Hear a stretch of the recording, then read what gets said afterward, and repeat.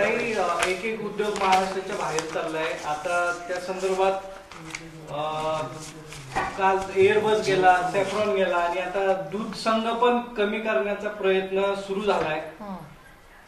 कसं बघता या सगळ्या गोष्टी? खूप दुर्दैवी आहे आणि माझी महाराष्ट्रातल्या माननीय मुख्यमंत्र्यांना विनंती आहे की त्यांनी तातडीने दोन गोष्टी कराव्या. एक म्हणजे इधर असेंब्ली सेशन बोलवावं किंवा एक ऑल पार्टी मीटिंग तातडीने घ्यावी. दोन विषय अजेंडावर घ्यावे. महाराष्ट्रात होणाऱ्या ज्या या इन्व्हेस्टमेंट्स आहेत त्या दुसऱ्या राज्यांमध्ये जात आहेत. महाराष्ट्राचं मोठं नुकसान तीन गोष्टींमध्ये होते की एक इन्व्हेस्टमेंट्स बाहेर जात आहेत, दुसरं नोकऱ्या ज्या मुलांच्या हक्काच्या आहेत त्या जात आहेत आणि त्याबरोबर महाराष्ट्राचं ह्याच्यामुळे होणारं GSTचं एक मोठं नुकसान आहे. ह्या तीन गोष्टी आहेत इन्व्हेस्टमेंट्स बाहेर जाण्यामुळे. त्याच्यामुळे हा एक विषय आणि ओला दुष्काळ आणि शेतकऱ्यांची अडचण यासाठी इधर ऑल पार्टी मीटिंग तातडीने आणि एक असेंब्ली सेशन आणि ह्याच्यावर चर्चा. कारण तुम्ही आधी केलं आणि आम्ही आधी केलं ह्याच्यात वेळ वाया घालवण्यापेक्षा ह्याच्यात महाराष्ट्राचा सर्वसामान्य माणूस भरडला जातो आणि हे ईडी सरकारने आता हे तुतू मेमे सोडून थोडीशी जबाबदारीने मॅच्युअरली वागण्याची गरज आहे, नाहीतर महाराष्ट्रात फार अडचणीत येईल. ताई, काल उदय सामंत असेल किंवा सीएम असतील होते, दोघांनी दावे केले काही की आमच्या काळात हे प्रोजेक्ट आलेले आहेत, यादीच वाचून दाखवली. तुमच्याकडे काय? बरोबर आहे, त्यांच्याच काळात ते महाविकास आघाडीमध्ये होतेच ना दोघं, तर त्यांचं भाषण अगदी बरोबर आहे की त्यांच्याच काळात झालेले आहेत. फक्त त्यांनी काळ चुकीचा कदाचित सांगण्यात आला असेल. कारण का एक गोष्ट आपण सगळ्यांनी लक्षात घेतली पाहिजे की गेल्या 7 वर्षात हे दोघंही हे मंत्री होते. त्याच्यामुळे त्या सरकारमध्ये झालं नाही हे तेव्हा म्हणतात तेव्हा मला खरं तर म्हणजे हसावं का काय अशी परिस्थिती येते. कारण हे दोघंही ज्या सरकारवर आज आरोप करतात त्या सरकारमध्ये सिनियर कॅबिनेट मिनिस्टर होते आणि मला त्यांना एकच प्रश्न विचारायचा आहे की आज तुम्ही त्या सरकारच्या विरोधात बोलताय, तेव्हा जेव्हा तुम्ही त्या सरकारमध्ये होता तेव्हा एकदाही त्या सरकारमध्ये ह्याबद्दल तुम्ही का नाही बोलला? कारण का ते आज जे आरोप करतायत ते पूर्णपणे खोटे आहेत. याचं उदाहरण मी तुम्हाला सांगते. सिनारमास पल्क अँड पेपर कंपनी ही महाविकास आघाडीच्याच काळात आली आहे. या कंपनीच्या लोकांना मी स्वतः 30 वर्ष ओळखते. अतिशय चांगले परदेशातले लोक आहेत. भारतीय लोक ती आता कंपनी भारतात चालवतील अर्थातच. आणि रायगडला अदिती तटकरेंनी अतिशय चांगल्या पद्धतीने लँड ॲक्विजिशनला पूर्ण त्यावेळीच रायगडला त्या पालकमंत्री होत्या तेव्हा पूर्ण मदत केलेली आहे. आता मला एक सांगा, जर इन्व्हेस्टमेंट क्लिअर झाली नव्हती तर लँड एका इंडोनेशियाच्या कंपनीने इथे रायगडला जाऊन एवढं जमीन घेतली असती का? हा पहिला मुद्दा. दुसरा, त्यांनी सोलर इंडस्ट्रीज काटोलचा उल्लेख केला. अजून प्रोजेक्ट आता डिस्कशन्समध्ये आहे, तो पूर्णपणे क्लिअर झालेला नाही. महाराष्ट्र सिमलेस जो रायगडमध्ये आहे किंवा सनफ्रेश ॲग्रोचं मला एक्झॅक्ट अहमदनगरचं माहिती नाही. वरुण बेव्हरेजेस हा दिल्लीचा एक मोठा ग्रुप आहे जयपुरिया फॅमिलीचा. जयपुरिया फॅमिलीनी ही इन्व्हेस्टमेंट जी अहमदनगरला केलेली आहे ती सुपे पारनेरला केली आहे. निलेश लंकेंच्या मतदारसंघात आलेली आहे. लँड अक्वायर झालेलं आहे, त्याचं कामही सुरू झालं आहे. आता हे जर काही नसतं तर वरुण बेव्हरेजेसनी जमीन घेतली असती का सुपे पारनेरला? म्हणजे हास्यास्पद आहे. विठ्ठल कॉर्पोरेशन माडा सोलापूर, प्लीज तुम्ही जाऊन विचारा हे कुठली नवीन कंपनी यांनी हे काढली आहे. त्याच्यानंतर जेनक्रेस्ट, मेगाप्रेम्स, ग्रासिमचे डॉक्युमेंट्स आहेत माझ्याकडे आणि त्याची सगळी लिस्ट या कागदांमध्ये आहे. या सगळ्यामध्ये तुम्हाला सगळे कागद दिसतील. कधी आणली, कुठली इन्व्हेस्टमेंट आली, कोणी कधी. आता हे बघा, तुम्हाला वरुण पहिलंच दाखवते. Varun beverages, month year June 2020, investment 8/2020 कॉर्स, एम्प्लॉईड, लँड अलॉटेड. आता लँड अलॉटेड जर वरुणला क्लिअरच झालं नसतं तर त्यांनी जमीन एवढी सुपे पारनेरला घेतली असती का? म्हणजे मला हसू पण येतं की किती नॉन सिरियस आहे, कॅज्युअल नाही आहे का विषयाचा अभ्यास नाही आहे.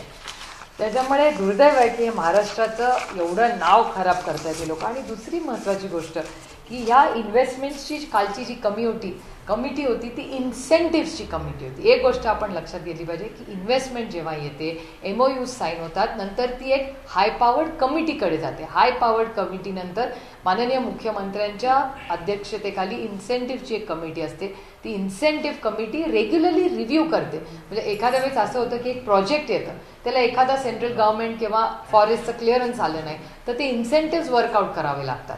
तर ते इन्सेंटिव्ह वर्कआउट करण्यासाठीची कालची जी कमिटी मीटिंग होती, ह्याच्यातले कुठलीही त्यांनी घेतलेली एकही नाव ही महाराष्ट्रातली नवीन इन्व्हेस्टमेंट नाही. हे खूप सगळे चांगले लोक आहेत, अनेक वर्ष या महाराष्ट्र राज्यात व्यवसाय करतात, खूप जबाबदार लोक आहेत आणि अनेक दशकं करतात. म्हणजे ह्यांतलं कुठलंही इन्व्हेस्टमेंट अशी नाही आहे की फार नवीन आली आहे. तुम्हाला बिल्डचंही आठवत असेल, बिगवडला खूप मोठी इन्व्हेस्टमेंट आहे, त्याच्यात सिनार मासचा आणि बलारपूर इंडस्ट्रीजचा आधी होता. नंतर त्यांच्यामध्ये काही अंतर झालं म्हणून त्यांनी वेगळं त्यांची इन्व्हेस्टमेंट केली. त्याच्यामुळे ही इथली कुठलीही कंपनी नवीन नाही. आणि मला दुर्दैव आहे की सातत्याने सत्तेत असलेले लोक आज महाराष्ट्राची जनतेची ही दिशाभूल करतात. एकूण किती प्रकल्प आतापर्यंत बाहेर गेले त्या 112 दिवसामध्ये या सरकारकडून? माझ्या माहितीप्रमाणे 4 किंवा 5 तर कन्फर्म मोठे प्रोजेक्ट्स गेलेले आहेत 5 दिवसामध्ये. आणि दुर्दैव अशाच आहे की ह्याची अकाउंटेबिलिटी कोणीच घेत नाही की हे प्रकल्प का जात आहेत, कुणामुळे जात आहेत. म्हणून मी म्हणते आता का गेले, कुणाला गेले हे आता बाजूला ठेवूया आणि थोडी जबाबदारीने वागूया. की म्हणून माझी विनंती आहे की एक ऑल पार्टी मीटिंग तातडीने माननीय मुख्यमंत्र्यांनी बोलावी आणि नाही एक असेंब्ली बोलवावं. असेंब्ली कशासाठी असते, याच तर विषयांनी चर्चा करायची असते. तर ओला दुष्काळ आणि बाहेर गेलेले प्रकल्प ह्या दोन्हीसाठी अर्जंटली असेंब्ली बोलून 2, 3, 4 दिवस जितके लागतील सगळ्या MLAsला कॉन्फिडन्समध्ये घ्या, चर्चा करा, सगळ्यांनी एकत्र ऑल पार्टी मीटिंग म्हणून महाराष्ट्राच्या वतीने माननीय प्रधानमंत्र्यांची भेट घ्या आणि हे सगळं क्लिअर करा. मुख्यमंत्री पद हे जबाबदारीचं पद असतं आणि सर्वसमावेशक असतं पद. आणि ह्यांची तर जास्तीच आहे, कारण का गेले 7 वर्ष ते मंत्री आहेत.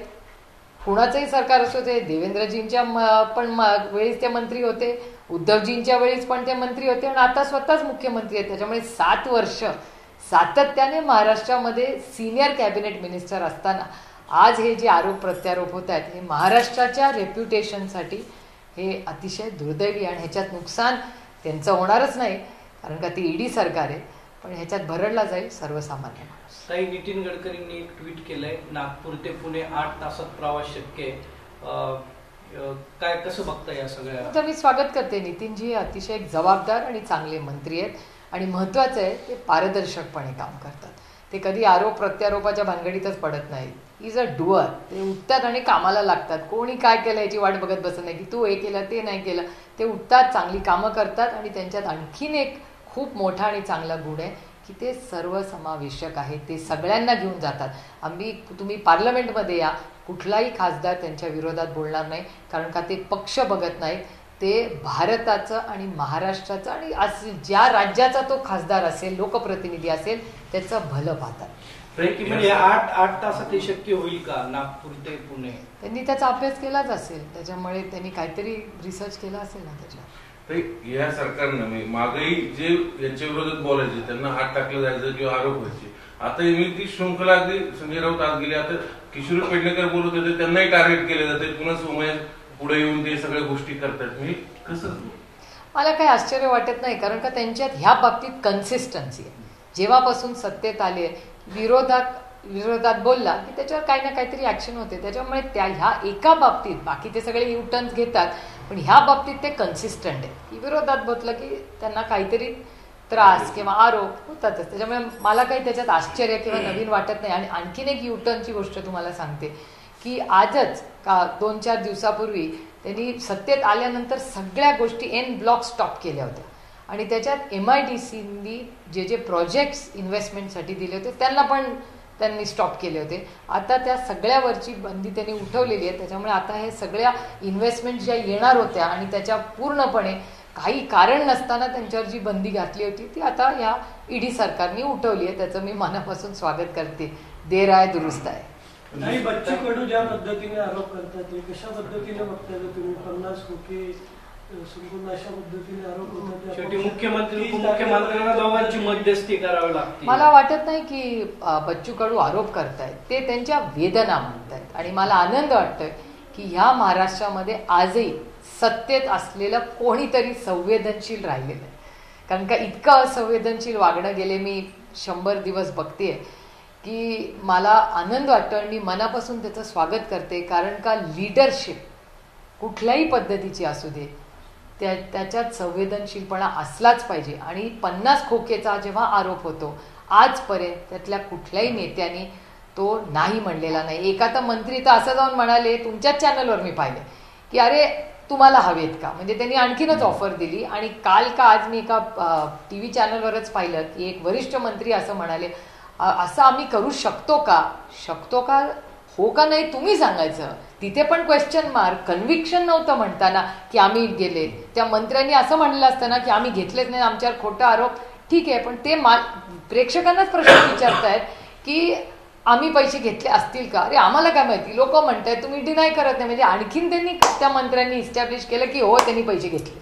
आज सीएम ला भेटतायत बच्चू कडू 3:30 वाजता. म्हणजे ते राणांना पुढे केलं जात आहे बच्चू कडू मंत्रिपद हे करण्यासाठी. बच्चू कडूंच्या मनात ती भीती आहे, नेमकं चाललं काही कळतच नाही. मला कसं माहिती असेल. मला एवढं माहितीये की 50 खोक्याची चर्चा आज राज्यात होते. गाववाडी वस्तीवर गेलं की ईडी सरकारचे MLA जे 50 खोकेवालेत असं लोक म्हणतात ना, तर मला कसं कळणार. मी आपलं वर्तमानपत्रात जे वाचते आणि टेलिव्हिजनवर पाहते तेवढंच तुम्हाला सांगते. कुठेतरी बच्चू कडूंची ती मूळ चुकली असं नाही वाटत, कारण आपल्यासोबतही होते ते मग काळात. एखादा माणूस संवेदनशीलपणे एखादी खरी गोष्ट बोलत असेल तर आपण त्याचं स्वागत केलं पाहिजे. मी त्यांचं मनापासून स्वागत करते. मी त्यांचा एक इंटरव्ह्यू आज सकाळी पाहिला, त्याच्यात ज्या पद्धतीने ते काही मुद्दे मांडत होते. जरी आम्ही वेगळ्या विचाराच्या संघटनेत काम करत असलो तर चांगल्याला चांगलं म्हणलंच पाहिजे. ह्याला तर महाराष्ट्राची संस्कृती म्हणतात. हाच तर महाराष्ट्राचा वेगळेपणा आहे आपल्या राजकारणात आणि समाजकारणात. तो कुठेतरी बदलताना दिसतोय, हे दुर्दैव आहे. आणि त्याच्यातून एक आशेचा किरण म्हणजे बच्चू कडू आहेत माझ्यासाठी. पण कृषी मंत्री ज्या पद्धतीने विधान करतात ते सुरुवातीला जिल्हाधिकाऱ्यांना विधान केलं, त्यानंतर काल आदित्य ठाकरे यांना छोटा पप्पू म्हणून विधान केलं, कशा पद्धतीने बघता तू. मी याच्याकडे बघतच नाही, कारण मी हे सुसंस्कृतपणा वाढत नाही. ज्या मराठी संस्कृतीत माझा जन्म झाला आणि वाढ झाली ना, त्याच्यात हे नाही बसत. त्याच्यामुळे मी काही फार अशा विषयांमध्ये लक्ष घालत नाही. आणि महाराष्ट्रासमोर खूप मोठी आव्हान आहे तो. आता एवढा ओला दुष्काळ झाला, एवढे मोठे प्रोजेक्ट झाले, किती असंवेदनशीलपणा असावा. पोलीस भरतीचा विषय सुरू केली त्यांनी आणि काल अचानक थांबवली, स्थगित केली. काही कारण नाही, प्रशासकीय कारणास्तव. जी मुलं तयारी करत होती, जवळपास 1.25 लाख मुलं तयारी करतात सगळी गोष्टी. ही भीती आहे का कसली की काय स्थगिती द्यायची, कारणही सांगत नाहीत, काय रद्द केली, स्थगित केली ती. त्याच्यामुळे हे ईडी सरकार काय काम करतंय हा एक मोठा प्रश्नच आहे. कारण इतर ते मेळाव्यांमध्ये व्यस्त असतात किंवा टीका करण्यात व्यस्त असतात. तुम्ही काय काम करता हे सांगा ना. किंवा मंत्रालयात तुम्ही गेला तर मंत्रालयात कोणी नसतं आणि मी जाऊन बघा सगळ्यांनी, माझ्यावर विश्वासच ठेवू नका, तुम्ही जाऊन बघा किती वेळा मंत्री मंत्रालयात असतात, किती वेळा स्वतःच्या मतदारसंघात असतात, किती वेळ मायबाप जनतेच्या सेवेसाठी काढतात आणि स्वतःची संघटना एकत्र ठेवण्यासाठी किती वेळ घेतात याचा कोणीतरी एक आढावा घ्या. माझी विनंती आहे त्यांना की महाराष्ट्र इज इन क्रायसिस. सगळ्यांनी एकत्र येऊन आज महाराष्ट्रासाठी एकत्र येऊन आपण सगळ्यांनी मिळून काहीतरी केलं पाहिजे. आणि आज जे सत्तेमध्ये त्यांना ते जमत नाहीये. त्याच्यामुळे मी पुन्हा त्यांना विनंती करते की एक ऑल पार्टी मीटिंग बोलवा, सगळ्यांच्या सूचना घ्या, महाराष्ट्रासाठी सगळे एकत्र येऊया, राज्याच्या हितासाठी सगळे मिळून काहीतरी करूया. काही जया बच्चन यांनी एक विधान केलंय. त्या असं म्हणतात की माझ्या नातीला जर लग्न न करताही आई होण्याची इच्छा असेल तर माझी त्याला अडचण नाही, माझं समर्थन आहे. तुम्ही कसं पाहता या विधानाकडे? तो त्यांचा वैयक्तिक प्रश्न आहे. जबाबदार खासदार म्हणून लोक जबाबदार खासदाराचा विषय नाही. एखाद्या आजीनी एखाद्या नातीला जो काही सल्ला दिला असेल तो त्यांचा वैयक्तिक प्रश्न आहे ना, तो आपला कसा होऊ शकतो. पण त्याचे लोकांवर परिणाम होतात, लोक त्यांना या सगळ्या फॉलो करतात, मोठा चाहता वगैरे. असं विधान हे योग्य आहे का? ते त्यांचं वैयक्तिक मत आहे आणि मी दडपशाहीवर विश्वास ठेवत नाही. प्रत्येकाला भारतरत्न डॉक्टर बाबासाहेब आंबेडकरांनी मत मांडायचा अधिकार या देशामध्ये दिलेला आहे. त्याच्यामुळे त्यांना जे वाटलं ते त्यांनी सल्ला त्यांच्या वाटला योग्य असेल तर घ्या. सगळ्यांचे सल्ले या देशात ऐकत असते सरकार. काही महाविकास आघाडीची उद्या बैठक आहे, स्थानिक स्वराज्य संस्थांच्या जागा वाटपासंदर्भात काय नेमके?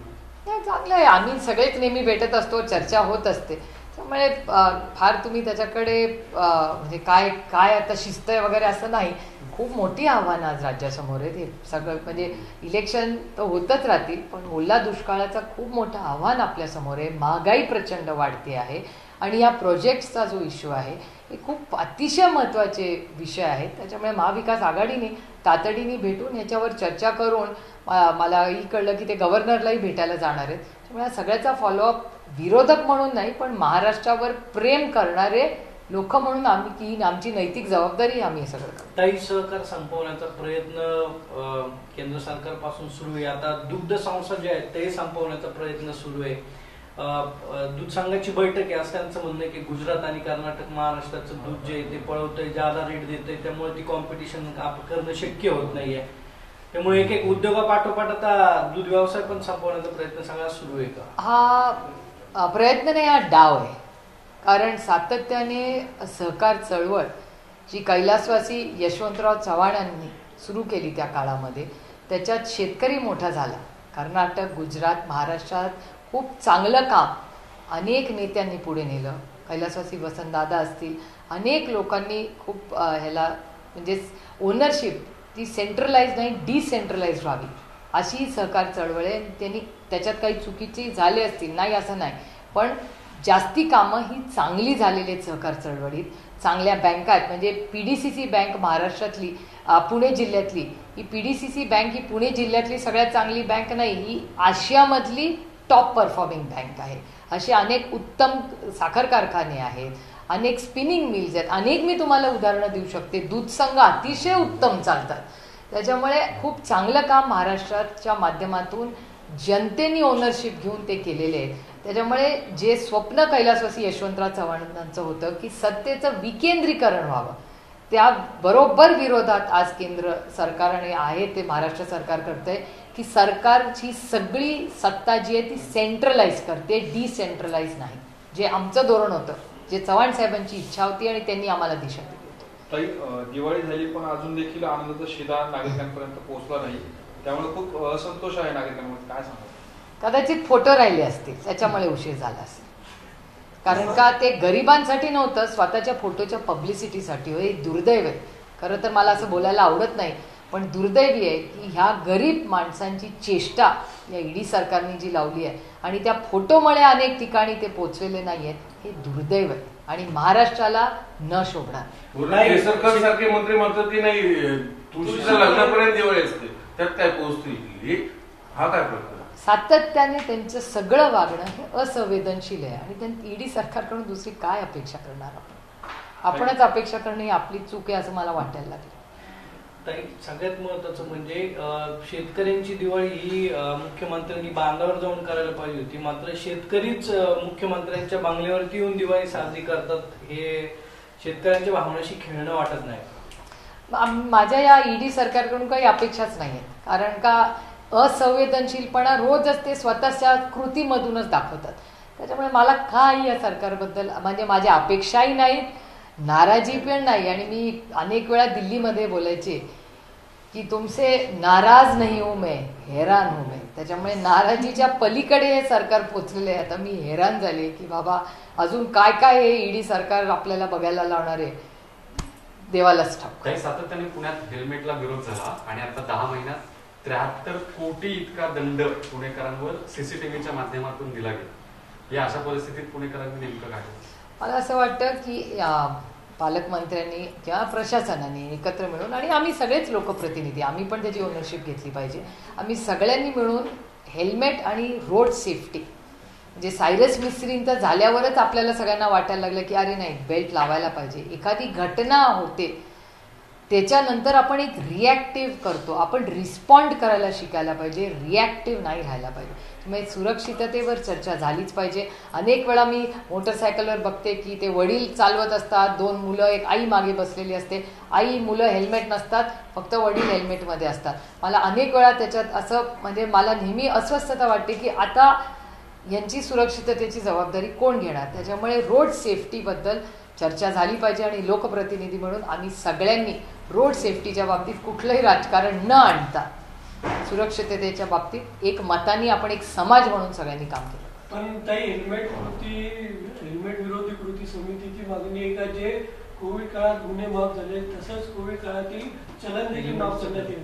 नाही पूर्णपणे मला हे मान्य आहे. एक पार्लमेंट आपलं महाराष्ट्र सरकारने एक वन टाइम करून टाकावं आणि त्याच्यानंतर टप्प्याटप्प्याने लोकांवर असं की 3 दिवसातच हे करा असं करू नका. पण सेफ्टी फर्स्ट, सेफ्टीसाठी जे काय करायला लागेल माझी सगळ्यांना विनंती राहील की अनेक ठिकाणी ॲक्सिडेंट्स होतात, कुटुंब उद्ध्वस्त होतात, त्याच्यामुळे सेफ्टी फर्स्ट ह्याच्याबद्दल आपण सगळ्यांनी थोडंसं सिरियस झालं पाहिजे. Thank you very much. लाल मातीतली कुस्ती म्हणजे